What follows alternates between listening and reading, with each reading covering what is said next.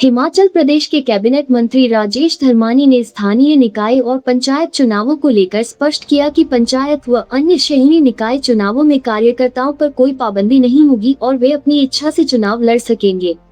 उन्होंने कहा कि जरूरी नहीं कि नेता की पसंद ही जनता की पसंद हो, इसलिए जहां कई दावेदार हो वहां स्वतंत्र रूप से मैदान में उतरने की छूट दी गई।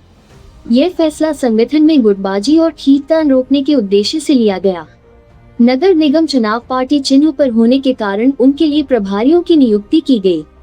लेकव्यू होटल को लीज पर देने के मुद्दे पर उन्होंने कहा कि सरकार घाटे में चल रही संस्थाओं को आत्मनिर्भर बनाने का प्रयास कर रही, लेकिन लेकव्यू होटल को लेकर संजीदगी से अध्ययन किया जा रहा ताकि इस पर रोक लगाई जा सके। महिला आरक्षण बिल पर उन्होंने भाजपा पर निशाना साधते हुए कहा कि कांग्रेस हमेशा इसके पक्ष में रही और भाजपा इस मुद्दे पर राजनीति कर रही है, क्योंकि ये सिंबल पे चुनाव होने हैं नगर निगमों के, बाकी शहरी निकायों के सिंबल पे नहीं होंगे। तो ऐसे में जो हमारी स्टेट इलेक्शन कमेटी है उसका भी गठन कर दिया गया है और बहुत जल्दी कैंडिडेट फाइनलाइज कर दिए जाएंगे।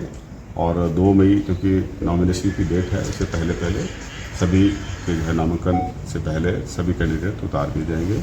और हमें पूर्ण विश्वास है कि माननीय मुख्यमंत्री सुखविंदर सिंह सुक्खू जी के नेतृत्व में बहुत सारे ऐसे क्रांतिकारी बदलाव हमारी सरकार ने लाने का प्रयासरत है और बहुत सारे विजिबल भी हैं, जिससे जरिए आने वाली भविष्य की पीढ़ियों के लिए उनका भविष्य सुरक्षित होगा। हिमाचल प्रदेश आत्मनिर्भरता की तरफ आगे बढ़ेगा और इन चीज़ों को ध्यान में रखते हुए निश्चित तौर पे जनता कांग्रेस पार्टी का साथ देगी और हमारे उम्मीदवार वो मेजोरिटी में चुनाव जीतेंगे और हम हमारे इसमें मेयर डिप्टी मेयर होंगे।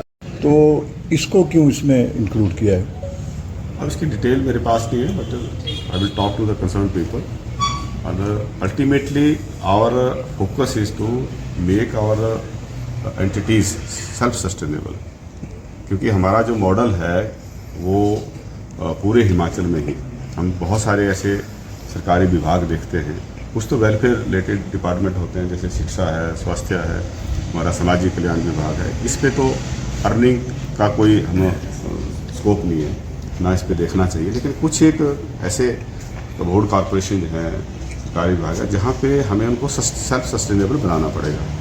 हम उस तरह के मॉडल नहीं चाहते कि जो पिछले से चलता आ रहा है कि लोन लेके हम इनको चलाते रहें और उसमें जो स्टेट एक्सचेकर और ड्रेन आउट होता रहता है और अल्टीमेटली इस स्थिति पे पहुंच जाता है कि वो व्यवस्था बनाए रखना भी मुश्किल होती है।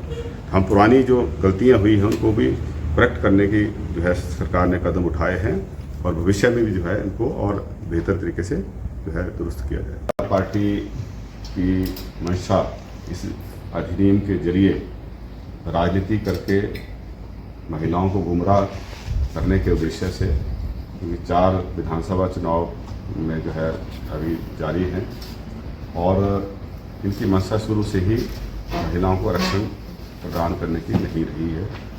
यही कारण था कि जब राजीव गांधी जी ने पंचायती राज संस्थाओं में 64th अमेंडमेंट के जरिए, कॉन्स्टिट्यूशनल अमेंडमेंट के जरिए महिलाओं को पंचायती राज संस्थाओं में और शहरी निकायों में आरक्षण देने का जो लोकसभा से उस समय पास हो गया था, उसमें जब राज्यसभा में वो बिल गया तो भारतीय जनता पार्टी सहित कुछ अन्य विपक्षी दलों ने उस बिल का विरोध किया था।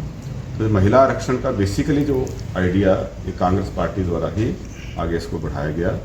और जब डॉक्टर मनमोहन सिंह जी हमारे देश के प्रधानमंत्री थे, हमारे यूपीए की चेयरपर्सन श्रीमती सोनिया गांधी जी के नेतृत्व में, उनके मार्गदर्शन में महिला आरक्षण अधिनियम जो था उसको इंट्रोड्यूस राज्यसभा में किया था इस उद्देश्य के साथ, क्योंकि राज्यसभा कभी भी वो ख़त्म नहीं होता, उसका कार्यकाल हमेशा कंटिन्यूटी में रहती है।